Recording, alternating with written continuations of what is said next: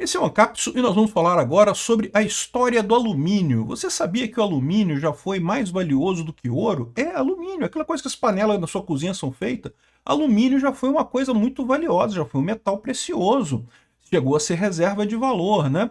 E eu vou explicar por que aconteceu com o alumínio, que hoje o alumínio, você sabe, não vale nada. Quer dizer, vale, tem valor o alumínio ainda, lógico, né? Mas não tem mais aquele status de reserva de valor, tem superabundância de alumínio. O alumínio é relativamente barato, ele tem o valor puramente funcional. Eu vou entender isso por quê? Porque uma das discussões que existem sobre economia é que, bom, a gente vê que os governos aí estão com situações bastante críticas, né? Olha o Brasil, a confusão que está, né? Muita gente pensa assim, cara, eu vou deixar meu dinheiro no banco. Daqui a pouco os bancos brasileiros podem quebrar todos com essa brincadeira aí do Flávio Dino com a Lei Magnitsky, coisa e tal. Dependendo de como esse pessoal seguir com essa coisa, você pode ter uma quebradeira de banco no Brasil enorme, né? O Banco do Brasil ontem despencou completamente na bolsa e, enfim, como é que você vai botar seu dinheiro? Onde você vai guardar seu dinheiro, né? E, lógico, você pode comprar ações, por exemplo, pode fazer investimentos e coisa e tal, mas lembra que aqui no Brasil, se você fizer investimento em empresas brasileiras, o risco de, se os bancos no Brasil quebrarem, as empresas brasileiras quebram também, né? Então não tem muito para onde correr. Outra alternativa é você comprar Bitcoin. É o que eu falo para você, Bitcoin é uma alternativa para você justamente ter dinheiro fora do ecossistema liderado pelo governo. O Bitcoin, o valor dele é justamente ele ser uma moeda que não é atingida pelo governo. Mas aí você pode pensar assim, pô, mas o ouro é melhor ainda, porque eu posso comprar ouro, eu posso comprar prata, eu posso comprar metais preciosos. E eu, particularmente, essa é a minha opinião, é lógico que você vai encontrar pessoas que discordam disso, eu acho que o Bitcoin é melhor do que o ouro e a prata. Eu vou explicar, tem justamente a ver com isso. A abundância relativa desses metais pode mudar. O que hoje é um metal raro, amanhã pode virar um metal comum, que só vale pela própria utilidade dele de fato, né?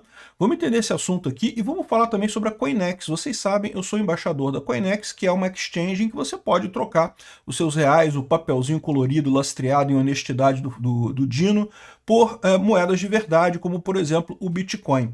Essa notícia não foi sugerida por ninguém, eu que trouxe aqui na internet, eu esbarrei nesse assunto outro dia, achei bem interessante de falar com vocês, mas eu agradeço a todo mundo que sugere notícias lá no nosso site, no visãolibertaria.com, e agradeço a você também que está assistindo o nosso vídeo. Se você gosta do nosso conteúdo, por favor, deixe o seu like, se inscreva aqui no canal, né? Então, olha que história curiosa, né? Na época de Napoleão, aqui, Napoleão III, na verdade, Napoleão III era, se não me engano, o sobrinho, né, do Napoleão original, aquele tal. Ele, em meados do século XIX, alumínio era caro, era mais caro que o ouro, era coisa de luxo mesmo, um metal super luxuoso, né? Então as pessoas tinham já pratos de alumínio, coisas de alumínio, mas aí eram muito caras. O pessoal, um talher de ouro seria mais barato que um de alumínio, né? E por que isso? O alumínio, na verdade, ele é muito abundante na crosta terrestre. Ele tem muita quantidade de alumínio na forma de bauxita. O problema é que você tirar o alumínio da bauxita é um processo muito complicado. E até aquele momento, o pessoal não sabia muito como fazer isso, né? Não tinha uma maneira de você extrair o alumínio da bauxita, né? E a bauxita é justamente o óxido de alumínio, né? É um mineral que é o alumínio misturado com oxigênio e com outros componentes também, né? E aí não tinha como você fazer isso. Então, os poucos locais em que você tinha um alumínio metálico é que você dava origem ao alumínio. É mais ou menos como é o ouro. O ouro também ele é extraído quase que é o ouro puro. Não precisa fazer transformação em cima do ouro para obter o ouro metálico. Ele já está ali, você já acha pepita de ouro, né? É lógico, tem impurezas, tem algumas coisas que você tem que separar, mas basicamente já é o ouro metálico ali, né? Tem aqui essa thread que o pessoal fala sobre isso, até que era muito valioso e coisa e tal. Aqui, a questão assim, a história do alumínio se tornou barato, é muito engraçada, né? Justamente por ser uma coisa muito cara, tinha um monte de gente pesquisando como você obter alumínio.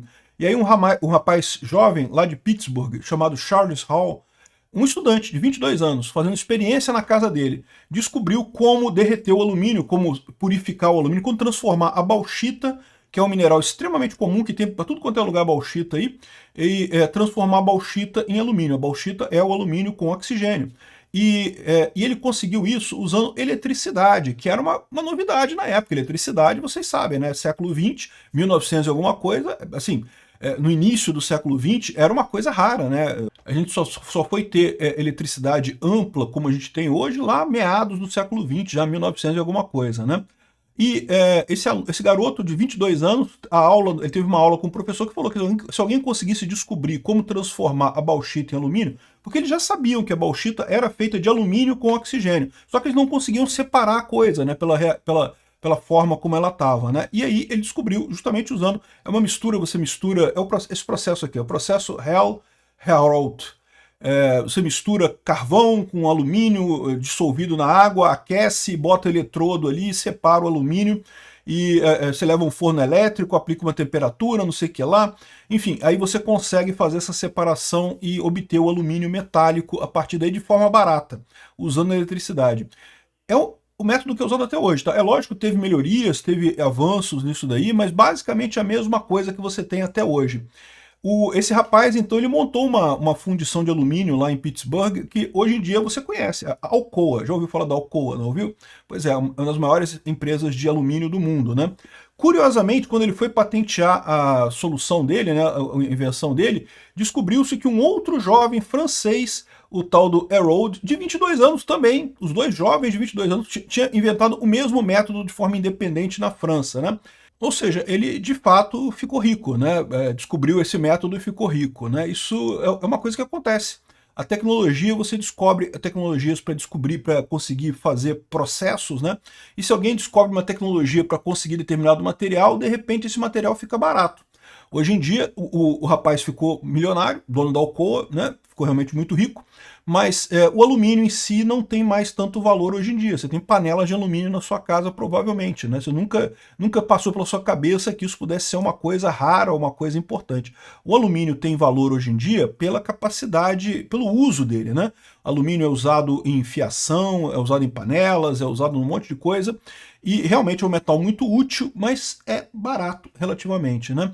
Aí você pode pensar assim, pô, caramba, mas o ouro não aconteceria isso, né? Porque o ouro é um metal valioso e coisa e tal. E não é bem assim não, tá? Porque, na verdade, o ouro, você tem reservas que cada vez são maiores aqui na Terra. Olha só esse gráfico aqui, ó. Esse gráfico aqui é o gráfico total de reservas de ouro confirmadas que só falta explorar. É só explorar que o ouro está ali, né? O ouro é mais simples de você trabalhar, como eu falei, ele normalmente na natureza ele não é encontrado combinado com nada, ele já é encontrado na forma metálica. A questão é que a concentração dele é muito pequena. Olha só esse gráfico aqui, anos 1800 você tinha aqui uma quantidade de reservas de ouro bem pequena, 1900 começou a crescer as reservas de ouro. 2000, olha só, a coisa é explosiva, a quantidade de ouro acima do solo, né? Ou seja, que o pessoal já sabe que tem aquela reserva ali, que eles já podem explorar esse ouro. Isso daqui, em parte, é justamente porque a tecnologia, à medida que o tempo passa, fica mais fácil você descobrir onde tem ouro e também você conseguir explorar mesmo locais em que a fração de ouro que tem ali é muito pequena, né? Então você consegue extrair esse ouro e usar esse ouro. O ouro, tal como o alumínio, também tem alguma utilidade prática. Dependendo do processador que você use aí no seu computador, é possível que você tenha contatos feitos de ouro. Ele tem uma utilidade prática. Mas o ouro hoje ele tem um valor justamente pela sua raridade, pela sua escassez. O ouro pode, a qualquer momento, se houver uma revolução tecnológica, se alguém descobrir um método para extrair ouro mais eficiente, coisa e tal, ele pode perder valor muito rapidamente, a verdade é essa, né? Sem contar outras possibilidades, né? Saiu essa matéria, que depois isso aqui já foi desmentido, tá? De que James Webb teria encontrado um asteroide feito de ouro, né? E aí o engraçado é que tinha algumas pessoas aqui na internet falando, não, porque agora todo mundo vai ficar rico. O pessoal, meu amigo, entenda a economia. Se tiver um asteroide cheio de ouro aqui no planeta Terra, sei lá quantos quintilhões de toneladas de ouro, o que vai acontecer é que o ouro não vai valer mais nada, né? O ouro só tem valor hoje justamente porque é escasso, porque é uma coisa rara. Né? É igual quando o governo imprime dinheiro. O dinheiro que a gente tem valor porque é escasso, porque tem pouco dele. No momento que o governo imprime um monte de dinheiro, o dinheiro perde valor. É a inflação, né? O que acontece. Se a gente pegar esse asteroide, ou esse asteroide depois parece que eles desmentiram, que não era isso não, mas vamos supor, é possível que exista um asteroide feito de ouro no espaço e que consigamos trazer ele aqui para a Terra e coisa e tal. E aí, nesse caso, o ouro vai se tornar ridículo, né? Totalmente sem valor no final das contas.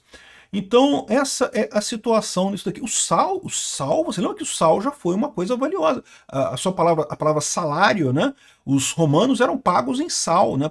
Como assim pago em sal? Já parou pra pensar? Porque sal, hoje em dia a gente sabe, tem vários métodos para extrair sal e coisa e tal, mas na época era uma coisa complicada, você não conseguia extrair sal de forma simples, né? O sal era minerado, né? E o que acontece na época era raro, era uma coisa escassa. A tecnologia pode mudar todas essas coisas. Eu não estou dizendo que o ouro vai perder valor, eu não sei. Eu não conheço o mercado de metais e coisa e tal. Mas você pode ver aqui, ó, o ouro parece um bom investimento. Se você olhar aqui os últimos 5 anos, é que ele deu uma subida razoável. Pô.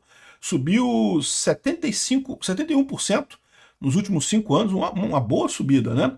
Mas é aquilo que eu falo para vocês, pode parecer uma coisa muito garantida, mas tem o risco, né? A qualquer momento pode se descobrir uma nova forma de resolver isso daí, de fazer nanobots, né, nanorobôs e coisa e tal, para poder extrair ouro. A gente está muito perto de revoluções desse tipo, né? Então o ouro pode perder a sua escassez. O Bitcoin, por outro lado, tem uma trajetória, assim, aqui no gráfico parece igual, né? Só que nos últimos 5 anos foi 861%, na verdade, essa subida aqui é muito maior. Esse gráfico aqui não está na escala, o gráfico do Bitcoin é muito maior aqui. Por quê? Porque a escassez do Bitcoin ela é garantida pelo algoritmo, ela é matematicamente definida. Não tem como o Bitcoin não se tornar mais escasso à medida que o tempo vai passando, né? É verdade, o pessoal que advoga pelo ouro ao invés do Bitcoin coloca o argumento de que mas e se a internet toda sair do ar e coisa e tal, e amanhã tiver um apocalipse zumbi em que você... O ouro é um negócio que você pega, né? Uma coisa que você pega, né? O Bitcoin, se a internet sair do ar, se todo, né, o sistema parar de funcionar, o Bitcoin não tem valor nenhum, né? E é verdade, mas vai depender do qual que você acha que é o tipo de catástrofe que pode vir nos próximos anos, né? A minha visão é que a catástrofe que a gente se avizinha é uma catástrofe de governos fazendo merda. É o que a gente está vendo. Assim, pode acontecer uma guerra atômica? Até pode, mas o que está acontecendo nesse momento mesmo é governos fazendo merda e desvalorizando o dinheiro. Então é muito mais provável você ter o Bitcoin como uma alternativa boa do que o ouro. O ouro continua o desenvolvimento de tecnologias o tempo todo. A qualquer momento pode sair uma tecnologia que desvaloriza o ouro completamente, né? O alumínio, tadinho, não valorizou nada nesse tempo todo aqui, ó. O tempo todo que está aqui está meio que parado, né? Já até valeu mais. Esse aqui não é. A gente não está falando aqui da década de quando valia dinheiro, não. Tá? Esse aqui é 2022. Deve ser por causa da pandemia que deu um pico aqui no valor do alumínio. Mas ele está meio que estacionado nesse valor aqui, que é o valor da utilidade dele. Não sai disso, né? Então, é o que eu falo para vocês. Eu não sei o que vai acontecer no futuro, mas eu aconselho você a pelo menos conhecer o Bitcoin. Mesmo que você não queira investir muita coisa, conheça o Bitcoin. Vai lá na Coinex, eu vou deixar no link desse vídeo aqui o meu código de indicação. Você pode clicar lá, se inscrever na Coinex com o meu código de indicação, que eu ainda vou ganhar um caraminguá ainda. E daí, vou deixar também o endereço de um vídeo em que eu explico direitinho como é que funciona, né? A Coinex, se não tiver em português aqui para você, você pode clicar nesse mundozinho que está aqui, ó, e aí escolher português e a moeda que você quer tratar, né, a moeda preferencial sua. Aqui tá dólar, porque eu costumo tratar direto com dólar, mas você pode botar reais aqui para se você preferir isso, né? E aí você tem aqui toda o funcionamento do site, né? Para comprar cripto, você tem aqui algumas opções para comprar, transação de terceiros, negociação peer-to-peer ou compra rápida. Você pode ver no vídeo que eu vou deixar aqui embaixo como é que funciona isso. É muito simples, não tem nenhum segredo.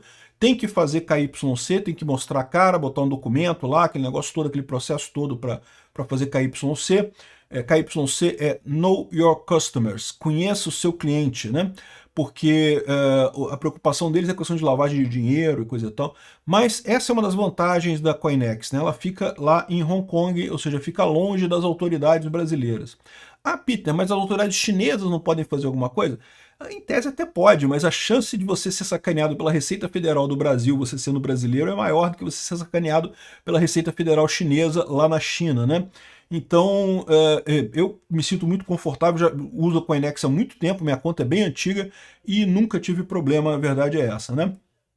Então, recomendo muito a Coinex, ela te livra da fiscalização direta da Receita Federal aqui e dá a oportunidade experimenta, compra um pouquinho, só para você ter lá, para você ver como é que funciona, para comprar, botar ali, vender, coisa e tal, para você ver como é que aqui, né? Vai que o Dino consegue fazer a merda que ele está tentando fazer aí com o negócio da Lei Magnitsky, aí os bancos brasileiros vão todos pro saco. Onde é que você vai guardar seu dinheiro? Já parou para pensar nisso? Obrigado por assistir o vídeo até o final. Além de curtir, compartilhar e se inscrever no canal, considere se tornar patrocinador com valores a partir de R$ 1,99. Clique no botão Seja Membro abaixo para saber as condições e vantagens de patrocinar o canal. Mais informações sobre o nosso projeto, visite nossos sites indicados na tela.